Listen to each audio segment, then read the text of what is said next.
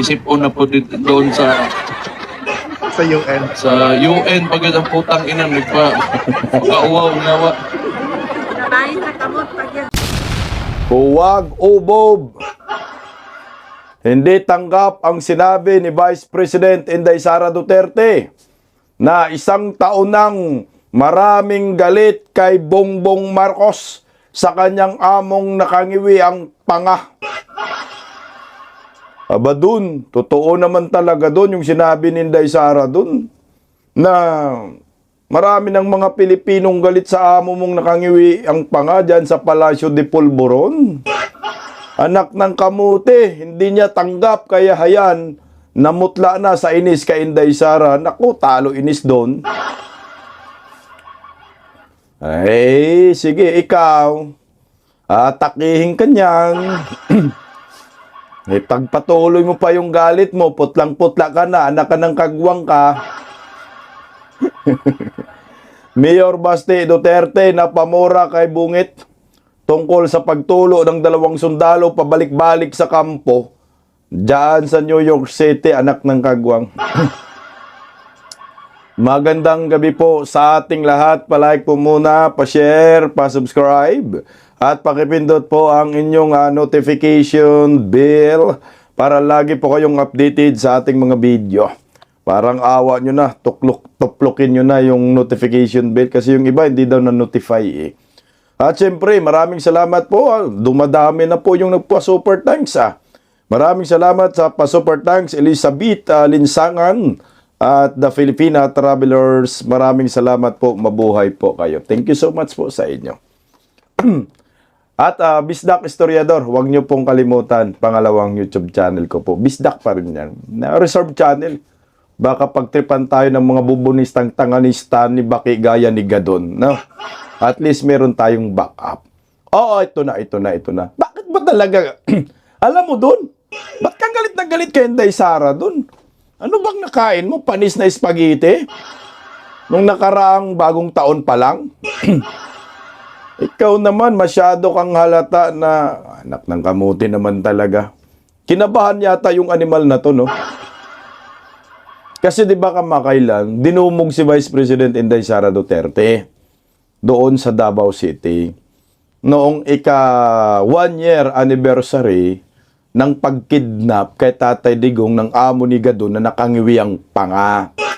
Na-interview si Inday Sara doon eh. May pahayag si Inday Sara na hindi po nagustuhan ni Gadon. No? Pero, ang totoo talaga yan doon, natakot ka sa kung ano po ang mangyayari sa amo mo sa mga susunod na panahon, lalo na po sa 2028. Galit na galit si Gadon, anak ng kamote. Oh. Dito nagalit si Larry Gadon sa sinasabi ni Inday Sara. Pakinggan muna natin. Oh. Ayan, ganda ni Inday. Oh. Message ni Ma'am, 1 year na po sa ICC CPRD. Nag-ikot kami kanina. Marami pong Dabawenyos ang galit na galit, ma'am, sa ginawa po sa kanya. Oo, hindi lang mga Dabawenyos, no? Mga Pilipino, galit sa nangyari. Pag pinapin natin Pangulong Rodrigo Duterte. It is unthinkable that a government, no matter the political differences with the administration, would send a citizen to a foreign jurisdiction to be detained and tried for crimes against humanity na walang basihan at walang maayos na witnesses. So, galit ko mga tao. Isang taon na sila galit. Hindi pa yung galit hanggang hindi mabalik sa dating Pangulong Rodrigo. Tuloy lang natin. Ma'am, sa nangyayari yung crisis sa Middle East, tingin po ba ninyo ay akma na yung mga hakbang na ginagawa ng administrasyon para masigurong ligtas ang ating mga kababayang utas na bigyan na nasa Middle East? Wala tayong nakikita, no, na ginagawa ng administrasyon. Ang banta ng gera, narinig na natin yan noong taong 2020 pa lang. Nakita na natin yan sa lahat ng mga believers, lalong-lalo na kung galing sa mga foreign governments. Meron silang pinisulat na posible gera na taon na 2025. Isang year lang ang ligas, kumbaga. Ang ligas sa tuig na insultate. 2025 nangyari ang gera 2026. So dapat noong 2022 pa lang Handa na. naghanda na pamahalaan na ito. Pero wala tayong nakitang paghanda at wala tayong nakikita na pagbibigay man lang ng solusyon sa mangyayaring problema sa susunod na mga buwan at sa susunod na taon. It is like this recently perjury against Ramil Madriaga in the political. Hanggang dun lang tayo. Kasi nga, ang pinag-uusapan natin, yung 1-year anniversary ni Tatay Digong na interview ni Inday Sara. Si Minay pala nag-interview yan, no? Diyan nagalit si Gadon na sinabi ni Inday Sara, galit na. Hindi lang dabawin nyo ang galit. Kasi sabi ni MJ Mundiar, Vice President Inday Sara, ano po ang masasabi mo dito? Galit na mga tao tungkol sa pagkidnap kay former President Duterte. Totoo naman talaga. Marami po talagang galit. Hindi mo pwedeng i-deny yan eh. Kasi fact check po yan. Yung kaliwat ka ng rally, no? Sunod-sunod, hindi ba ho yung galit doon? At hindi lang ho sa pagkidnap kay Tatay Digong, nagalit ang taong bayan. Nung una, ang hugot kay Tatay Digong. Pero ngayon, wala na. Nagkaroon na po ng samut-saring issue eh. Kagaya po yung flood control, no? Corruption under bangag admin, nadagdagan. Nung una kami, mga didiis lang ang galit kay Bangag. Pero ngayon, marami ng galit kay BBM. Pero yung pinupunto dito ni Gadon, hindi daw totoo na galit ang taong bayan, no, sa pagkidnap kay Tatay Digong. Sige nga, ito. Namutla sa inis ang buang. Pakinggan natin, wala pang isang minuto to. Umandar na naman ang hallucination nitong si BP Sara at sinasabi niya, isang taon ng galit ang mga Pilipino sa pagkidnap daw at pagkakakulong ng kanyang ama. Asan? Asan ang galit? Magtawag ka, hinahamon kita ngayon na BP Sara. Magtawag ka ngayon ng rally dyan sa EDSA. Tawagin mo ang lahat ng mga galit na Pilipino. Tingnan natin kung merong pangkakampi sa'yo. O sige na, magtawag ka ngayon para malaman natin na ang sinasabi mong yan ay isang katang-isip lamang sa'yo. Hallucination sa'yo yan. Galit ang mga Pilipino. Ang mga Pilipino ngayon ay abala sa kanilang araw-araw na pamumuhay. Kaya hindi nila iniintindi yung pagkakulong ng tatay mo. O, hindi naman siya inosente. O, di ba? O, magtawag ka ngayon ng rally, hinahamon kita. Huwag kang ma-high blood. Magtawag daw ng rally, no? Punuin daw ang EDSA. Wala daw mga Pilipinong galit. Ang tanga mo, Gadon. Hanggang ngayon, ubob ka pa rin. Saan ka ba ipinanganak? Sa planet ni Mick? Hindi mo alam yung damdamin ng tao na galit talaga. So wala kang tiwala na walang mga may mga supporters ang mga Duterte. Wala kang tiwala, hindi ka naniniwala na galit ang taong bayan. Ang tanga mo. Sinusuka na nga ho si Bangag eh. Ang patunay dyan yung midterm election. Kamuntika na kayo masiro, diretso inidoro, dinaya lang ni George Garcia, budlat ang mata. Di ba naalala mo yung Duterte 10, ang lakas-lakas? Kumapit pa nga si Amy Marcos eh, pati yung Villar eh. Si Villar ngayon tumahimik kasi binibira na ni Bangag eh. Pero kumapit ang mga yan. Inendorso ni Inday Sara, nanalo. Pero yung amo mong tumutulo ang sipon, nakangiwi ang panga, walang endorsement power yan. Wala kayong supporters.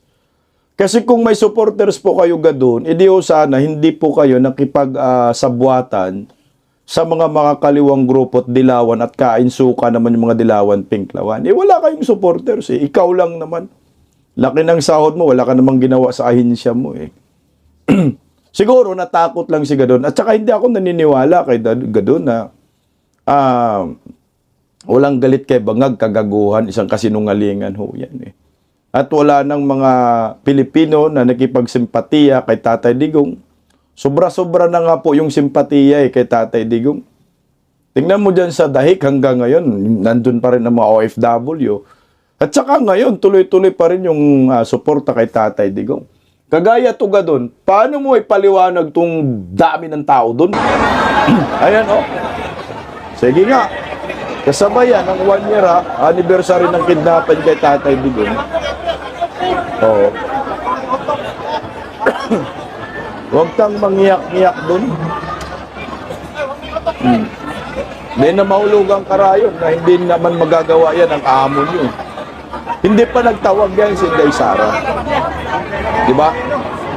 Kung hamon lang na magtawag si Inday Sara ng rally, baka mapuno yung EDSA, sobra-sobra pa. Ayan o.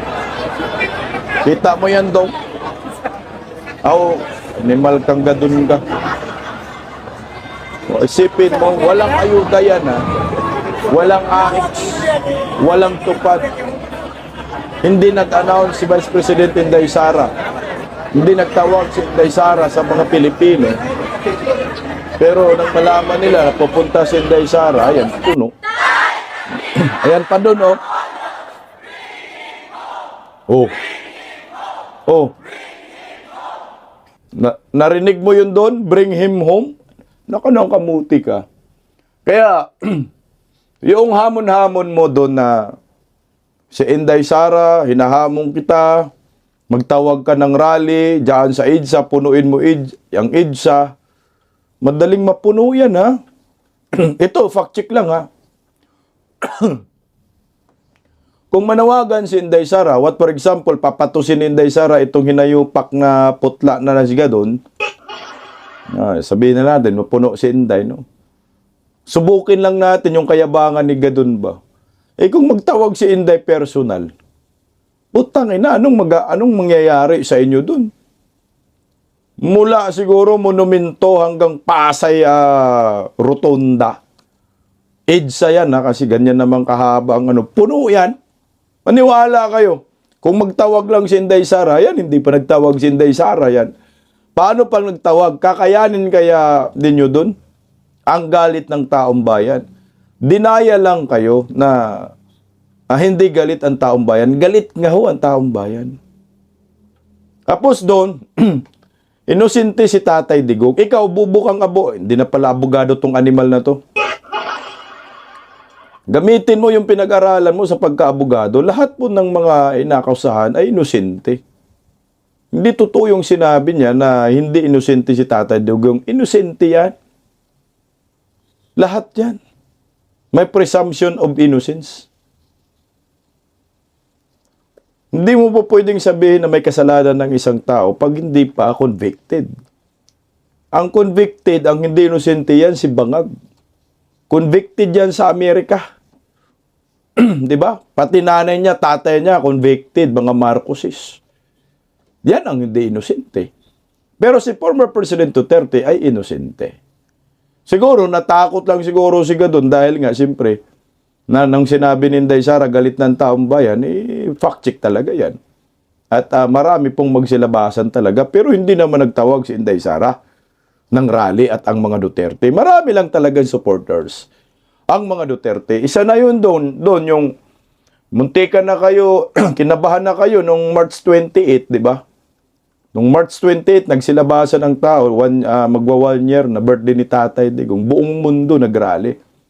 Pero, mag-iingat ka doon, March 28, anniversary, no? Birthday ni Tatay Digong. Nako! Baka nga, dito punuin ni Inday Sara ang EDSA.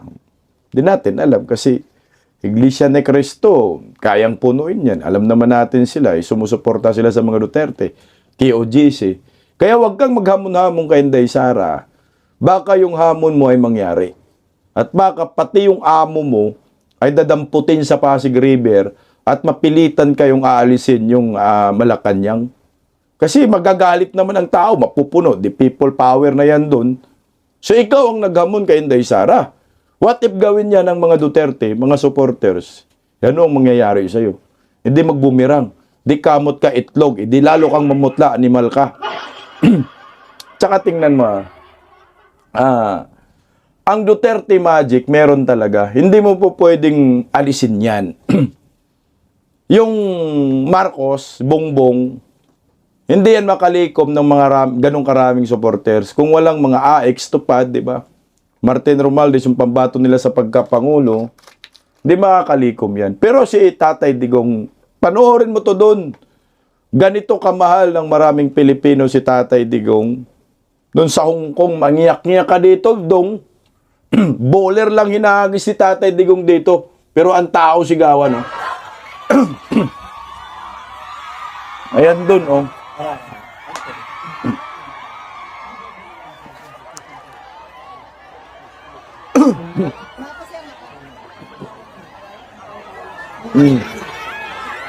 Tingnan mo naman yung tao. Gusto. Silip Bintana lang yan doon. Grabe, ang daming tao. Hirong-hero talaga si Tatay Digong. Sa Hong Kong yan doon. Yan ang mali ninyo doon kasi yung amo mo, antang ano. Alam mo naman dinagsa dyan si Duterte.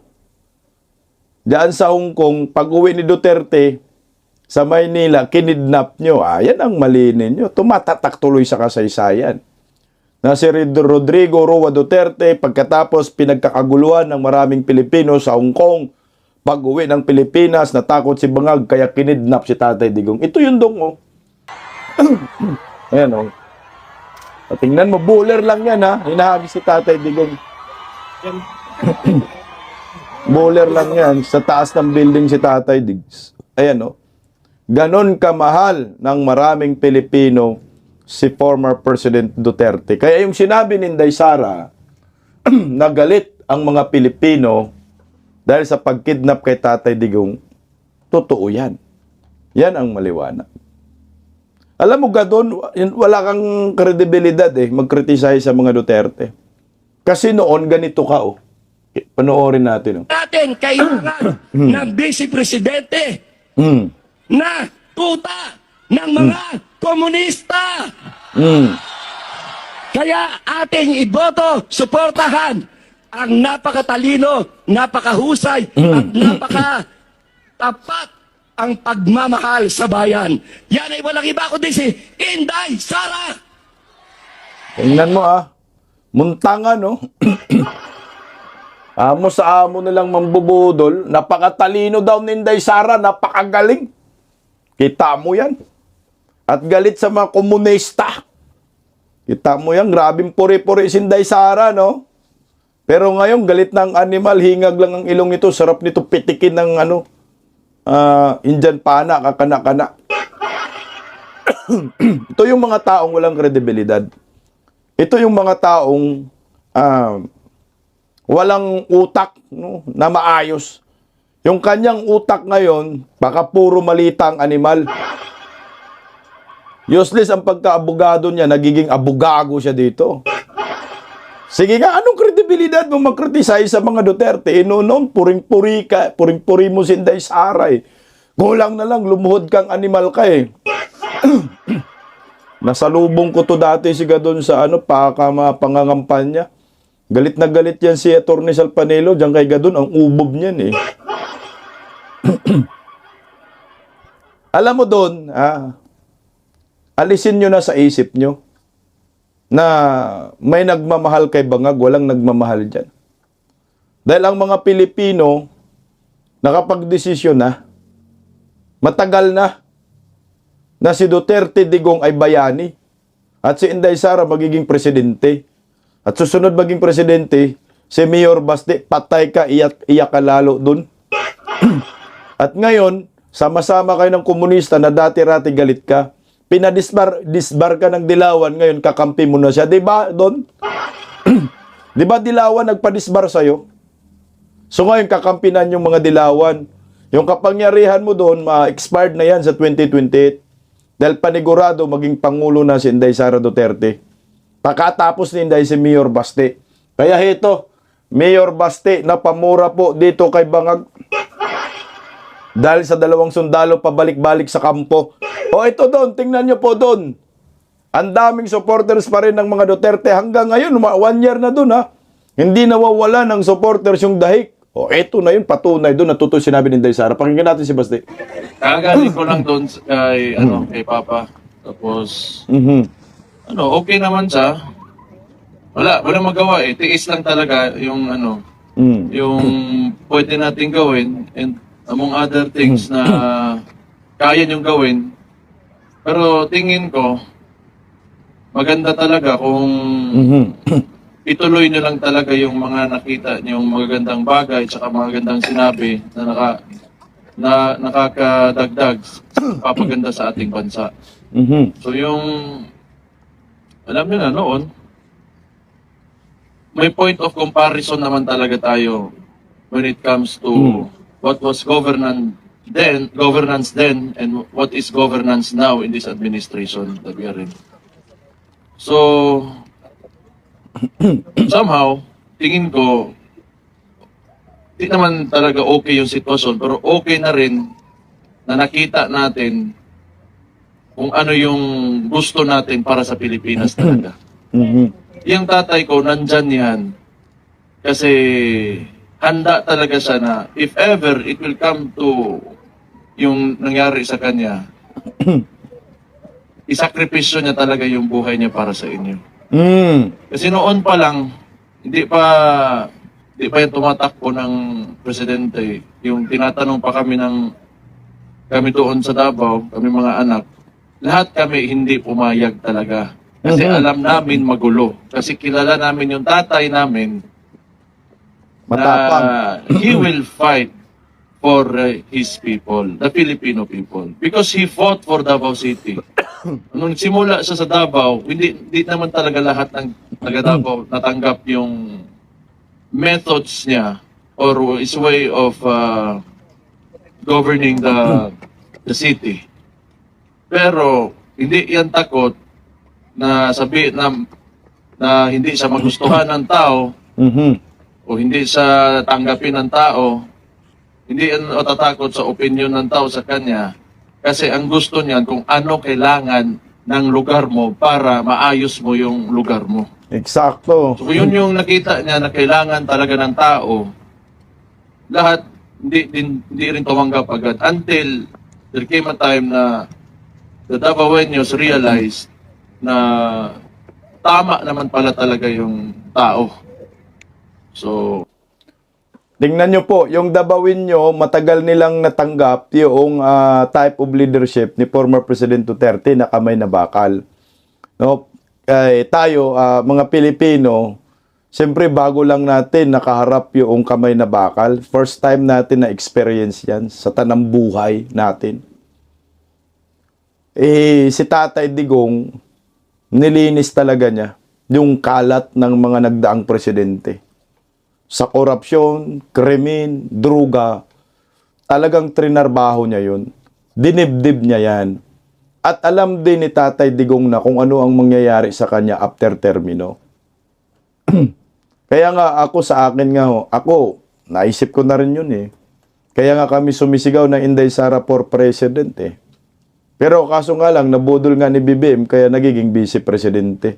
Ang point kasi natin doon, pag nagiging presidente si Inday Sara, protektado talaga si Tatay Digong sa kanyang ginagawang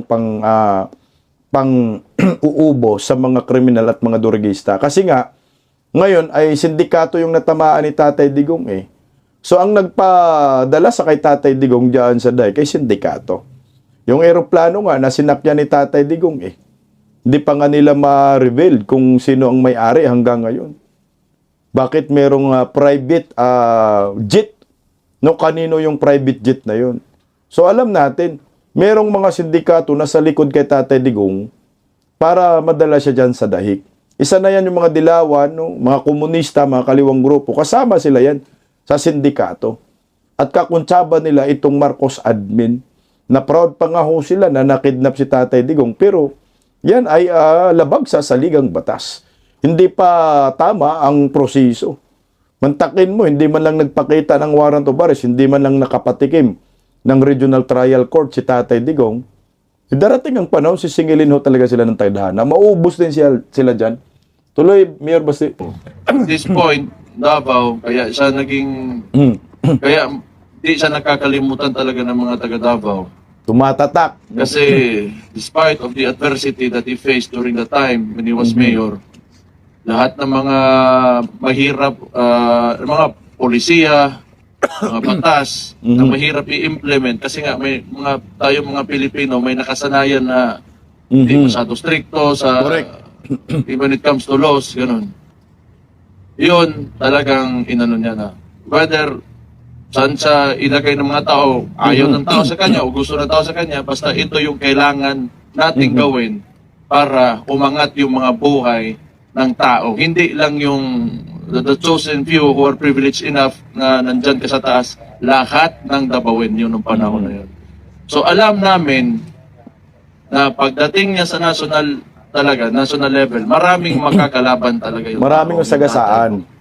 Kasi yung traditional na yung Pilipinas, alam niyo na yan eh. Nakikita niyo yan, yung mga oligarko, yung mga dinastiya, na sila rin yung mga the same oligarchs are the same dynasties in the, like most provinces. Kaya yung mga congressman na yan, gustong-gusto nila si Marcos because they are conservatives.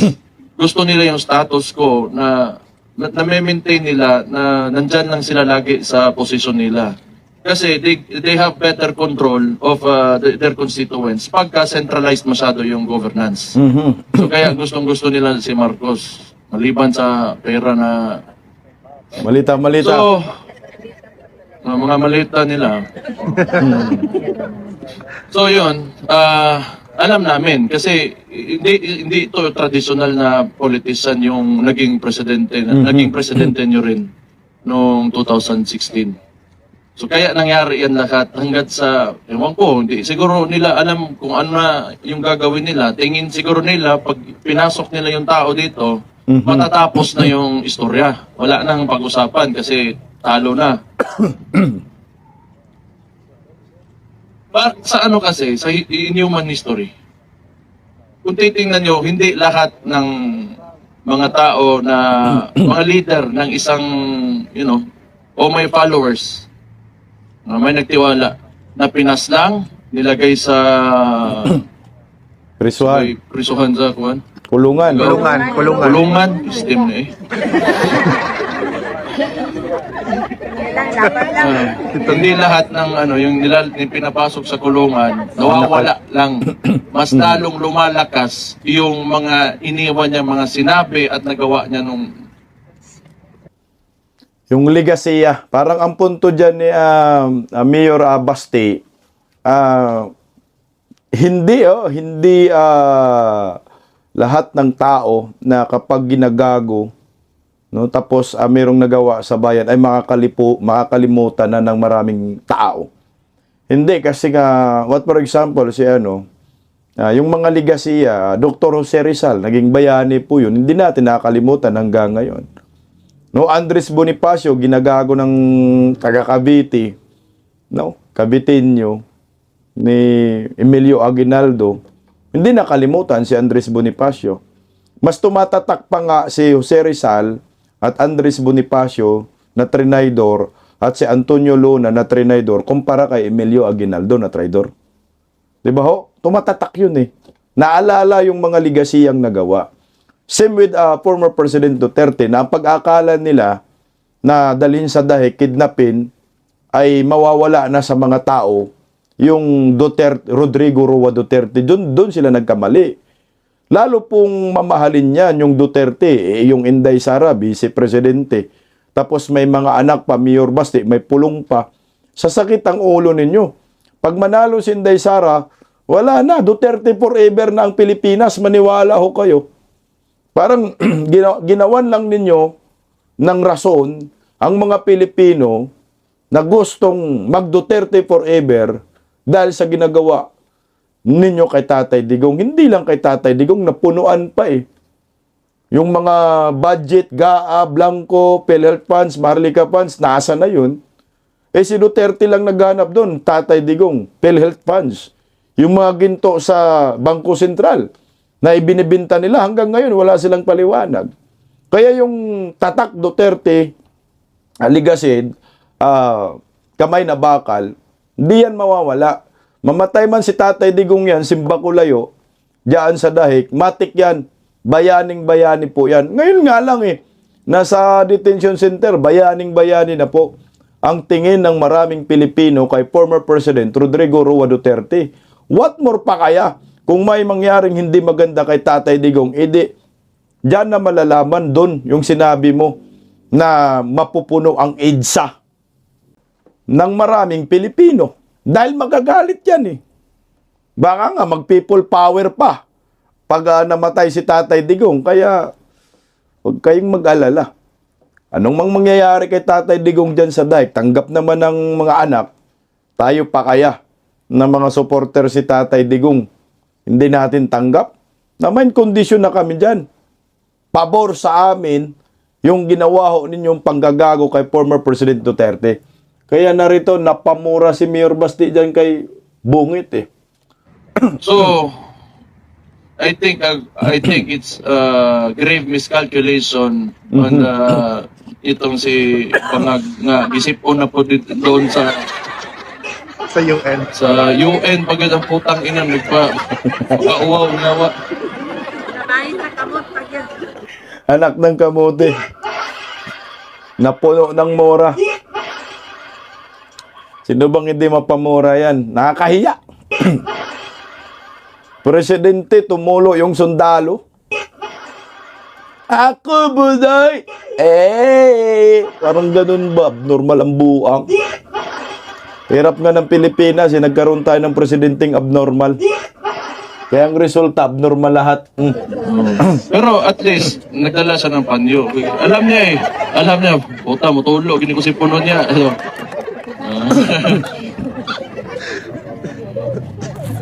Sige ako ang sunod ani kay hasta tugnawa song. Baka siya daw yung Pero susunod. I think akala nila Akala nila. Tingnan niyo yung Iran ngayon, pinatay nila yung Ayatollah Khamenei. Lalong nag-unify yung mga Iranians against foreign invasion, foreign intervention. Lalong So I nagalit think niya. it could be the same, similar. Kaya wala din naman talaga tayo dito kung walang nagawa na tama yung tao na nandyan na nilagay nila sa Correct. ICC. Well, sa detention unit ng ICC. So, may election naman tayo. And that's I think, sa ngayon, doon tayo papunta sa election. So, gamitin nyo lang talaga yung your power to vote. That's yun yung gamitin nyo, kailangan nyo na gamitin para pumili. Tapos, yung direction talaga ng bansa natin, nasa mga kamay nyo yan. Yung mga... Sino ba ang gusto? Teka lang, stop muna tayo. Doon muna tayo dun sa election. Alam nyo, kung ako lang yung political strategist ng mga Duterte, kung ako lang kung ako ang magdesisyon, ang advice na gusto kong mangyari, sa 2028, si Pulong, si Basti, patakbuhin kong senador yan. O patakbuhin kong senador. Total, yung Davao naman, may vice mayor naman si Rodrigo rin yun. Siya na magiging mayor. Tsaka yung magiging vice mayor, si Katie Duterte na, doon sa Davao. Yun yung pinakamaganda. Si Mayor Basti kasi, pang-national na yan, national position na yan. Preparation yan para maging Pangulo ng Republika ng ating bansa. Kung pwede nga lang, Duterte na lang di ba? Kaso nga lang, siyempre, iniisip din ni Inday Sara siguro, yung political dynasty. So Duterte, baka ibang vice presidente, Marcolita or something, Cayetano, tapos Mayor Basti. Pero maganda talaga, yung magiging vice presidente ni Inday Sara, yung sure win talaga. Wala na akong makikitang sure win sa pagka-vice presidente si Marcolita. Yun talaga yung sure win, magiging tandem ni Inday Sara. Para, yun naman daw ang trabaho ni Marcolita, magpakulong ng mga kurakot kasama si Bangag, kasama dyan si Gadon. Gadon, kasama ka dyan, Gadon. Yan ang mangyayari. Tapos sila ni Mayor Basti, at saka ni Pulong, magiging senador, no? Sila. Tapos kung pagdating ng next election, Mayor Baste, pagkatapos ni Inday Sara, maging presidente na. Tuloy yung Doon yung, presidente. Duterte nga. Sara. Duterte. Di ba, Baste? Mag-vice president. Diba? Ikaw, kapoy. Kapoy kayo. ang posisyon, alam niyo man to yung iba dito na the more you go up, the more problems that you will have. So, ako, baka mag-demote ako into vice mayor pagka sunod election. Pero gamitin Senador. yung your right to vote is you have the power to change or to kung anong direksyon yung gusto nyo para sa bansa natin. Pero alam nyo, dito ako pumunta kasi alam ko nandito kayo. Gusto ko lang talaga magpasalamat kasi alam ko nagtiwala kayo sa tao, yung tatay ko. And he went into office, he ran for the presidency wholeheartedly at with the goal to Stop muna tayo dun. Alam mo, ako sa totoo lang, gusto ko si Baste talaga, na senador, para masubukan talaga natin. Para meron na siyang national position, para preparation na rin po yan pag naging pangulo na. O pagkatapos ng termino ni Inday Sara. Sure win naman talaga si Inday, walang kalaban. So ngayon, ang iguguro naman natin, yung next kay Vice President Inday Sara Duterte. Ay, pasa tayo ng batas, Inday Sara na maging presidente for life. Lalo nang magalit si Gadon at lalo nang mamutla dyan. Sino bang hindi magagalit kay BBM? Walang alam na pangulo. Mas may alam pa yung gasoline boy. Tingnan mo, nag-interview siya. Hindi mo maintindihan. May langis ba tayo? In terms of supply, we are in good shape. We are in good shape now. And not only do we have inventory in the Philippines, we also are awaiting some supplies coming in that are in transit. Ang pinaaral ko lang kung yung mga in transit, baka naman nandun sila sa lugar ng peligro. So, para maging accurate yung kalkulasyon natin. Pero hindi naman daw. Yung pagsara ng Straits of Hormuz, hindi kasama dun sa kalkulasyon so far. So, Nung wala sa peligro, tanga. Yung oil tanker dyan dumadaan sa Strait of Hormuz tapos sasabihin mo wala sa peligro. Nambudol ka na naman buang ka.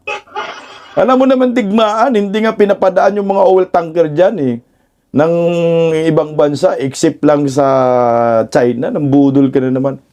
Wala ka talagang makukuhang stocks yan, ang tandaan mo, Nyor. walang na pala ang Pilipinas sa pagpunta mo sa New York. Ang dala mo, kulangot, buang ka. Totoo naman so in terms of supply, but that doesn't mean that we're not doing anything. Naghahanap tayo ng iba't ibang lugar na makapagbigay ng supply sa atin. We are talking to many other countries who we normally do not buy oil from, but hopefully we will be able to come to an agreement with them. Saan ka bibili? Sa Amerika. Lalong mas mahal yun. Dapat bumili ka na lang ngiwi sa Inchik. Nakipagkaibigan ka kasi ang Inchik man landong na nakadaan sa Strait of Hormuz. Bakit ayaw mo? Masyado kang ma-pride. Ibaba yung panga mo. Masyadong nakaangat yung panga mo Kaya walang nangyayari sa bayang ito. Kaya mas magaling pa nga mas magaling pa yung gasoline boy magpaliwanag, ito.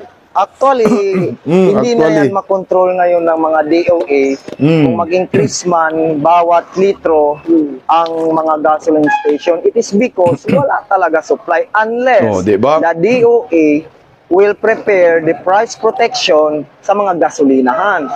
At saka, prepare din sila na dapat may mga consistent supply sa bawat gasolina. So that was the time na pwede sila magsabi na huwag itaas ang presyo. At the same time, wala nang dumarating na order from Middle East. So, alam din nila na hanggang April 15 na lang ang fuel ng Pilipinas. Yun na lang. So sabi nila sir,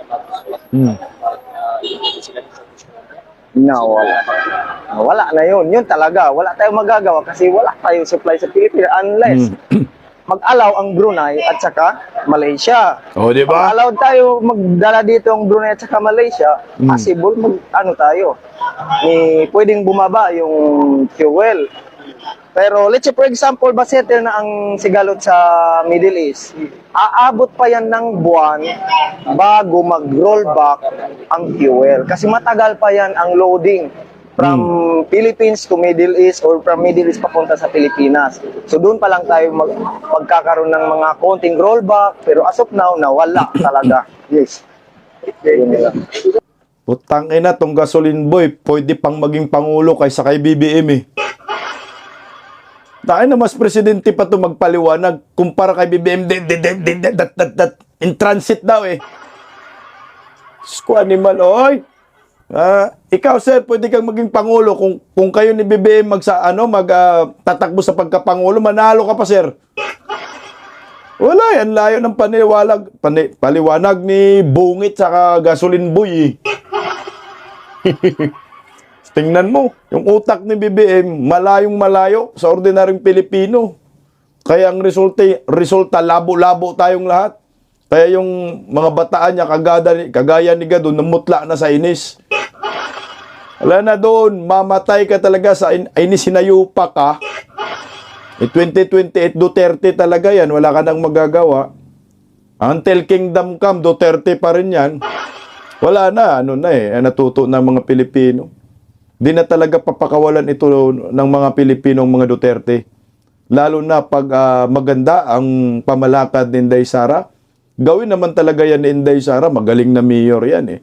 Yung executive experience ni Inday Sara, sobra-sobra na. Lalo na ngayon, vice-presidente siya. Mantakin mo, Davao walang utang, ganda ng ekonomiya, ganda ng takbo ng Davao City, zero insurgency. Lahat ng mga kalyado ni Fries, bagsak lahat. Kaya itong mga kaliwang grupo, sana pwersa sa mga Pulawan, pero wala kayong magawa. Ang mga Pilipino ay gusto pa rin ng tinatawag na Duterte type of leadership. Paggising sa umaga, tanghali at gabi, nakikita ko ang post niya, ang hapdi. Paano nga ba to? Di ako makatanggi. Watch ko na lang at isipin ng mabuti. Bisdak Pilipinas. Bisdak, tinig ng katotohanan. Sa bawat vlog may laban sa kasinungalingan. Mulat ang mata, gising ang masa. Bisdak Pilipinas, para sa bayan, gumigising sa diwa. Sa likod ng kamera, tapang ang dala, walang sinasanto kung mali ang gawa. Hinay-hinay, pero palaban. Boses ng tao sa digital na labanan. Bisdak, tinig ng katotohanan. Sa bawat vlog may laban sa kasinungalingan. Mulat ang mata, gising ang masa. Bisdak Pilipinas, para sa bayan, gumigising sa diwa.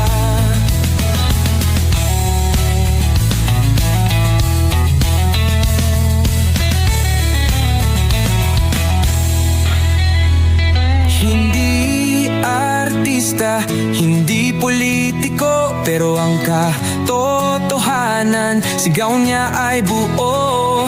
Sa YouTube o Facebook man siya makita, may aral ka pa rin, may uwi sa bawat salita.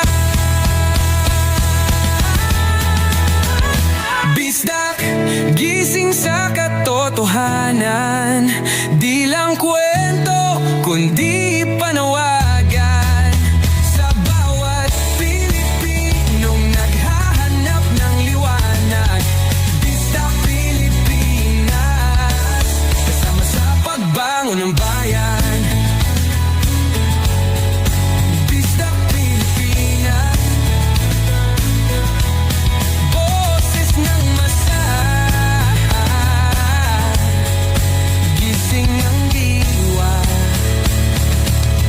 vlog mo may pag-asa.